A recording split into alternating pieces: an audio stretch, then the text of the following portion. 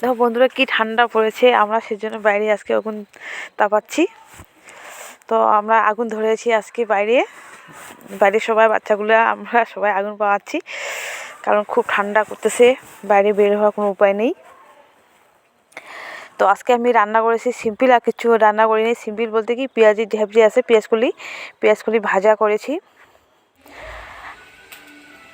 কারণ আমি দুদিন থেকে খুব ব্যস্ত, মানে আমার মেয়ে আসছে, বড় মেয়ে, ওর শরীর ভালো নেই, সেজন্য একটু এদিক ওদিক একটু যাওয়া আসা করছি, সেজন্য খুব ব্যস্ত। ভালো করে ভিডিও আমি ছাড়তে পারছি না, তোমাদের কাছে দিতে পারছি না ভিডিও আমি। তো সেজন্য এখন আমি ভাবলাম যে একটা ভিডিও করি, তো সেজন্য বেশি কিছু করতে পারলাম না, ছোটো করে একটা ভিডিও করলাম।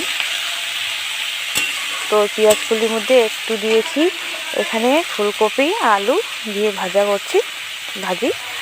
আর হলো গিয়ে মাছের ঝোল ভাত, এইটা সিম্পল, আর কিছু রান্না করছি না আমি, কারণ এত ঠান্ডার মধ্যে মানে কোনো কিছু রান্না করতে ইচ্ছে করছে না, সেজন্য। তো এখানে দিয়ে দিলাম স্বাদ অনুযায়ী নুন, এখন দিয়ে দিচ্ছি হলুদ, দিয়ে একটু চাপা দিয়ে দেবো, এখন সিদ্ধ হবে। আমি গেছিলাম একটু বাজারে আসলাম, তারপর অন্য এক জায়গায় গেছিলাম, সেজন্য।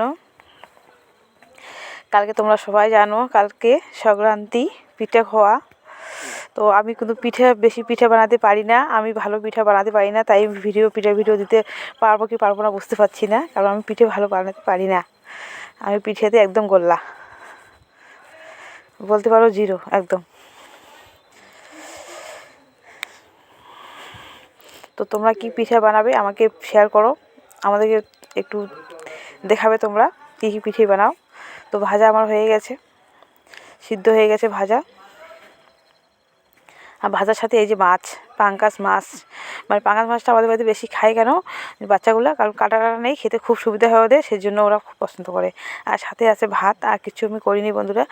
তো তোমরা ভালো থাকবে, সবাই সুস্থ থাকবেন, আমি ভিডিও এখানে শেষ করছি। গুড নাইট সবাই।